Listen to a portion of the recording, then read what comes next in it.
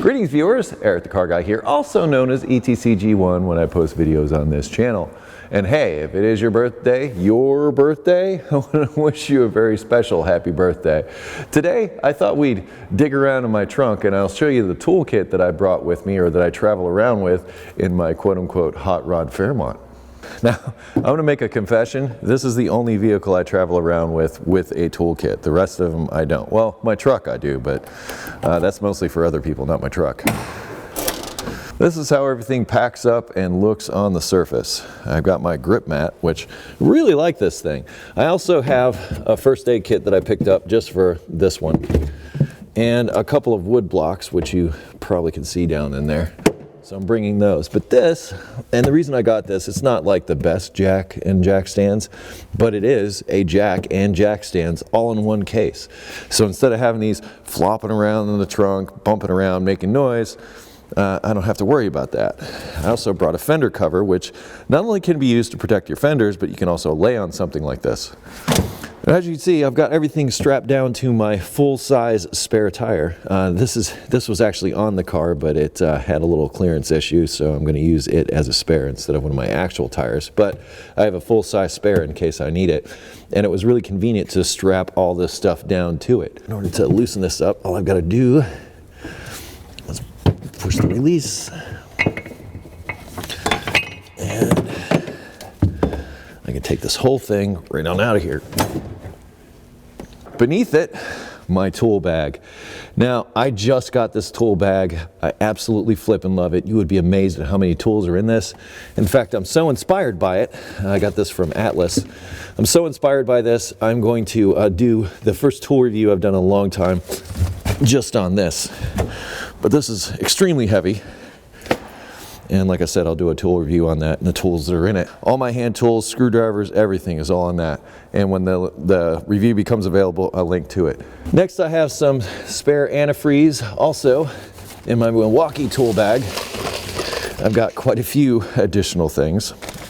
I've got a light in case I need it. And all of this is carburetor tuning. Now, I didn't really have to break this out, although I did mess with the float bowl level. But even driving through the mountains, my air fuel readings were good.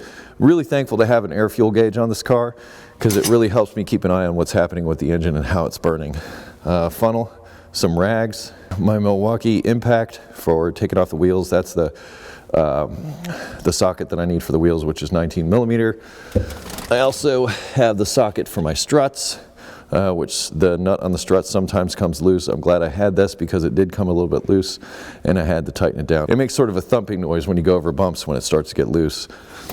I also have just a regular rag for wiping things down, which I'm glad I had because I had to wipe the car down for its video shoot or photo shoot for CarCraft magazine. Yeah, there's another video on that I'll link in the description for you. But really I should wash this because it got pretty disgusting. I also have a hammer and some safety glasses and a vacuum gauge. This is what I use to tune the engine right here. This vacuum gauge is all I need. I also have a couple of spare quarts of oil. Yeah, the Metal Rescue threw this in there for me. I was at the Metal Rescue booth. This is the paste, so I'm going to stick that elsewhere. So I don't travel around trying to fix rust. They just happen to throw that in there. But yeah, extra oil. USB charger for the light is what that's for.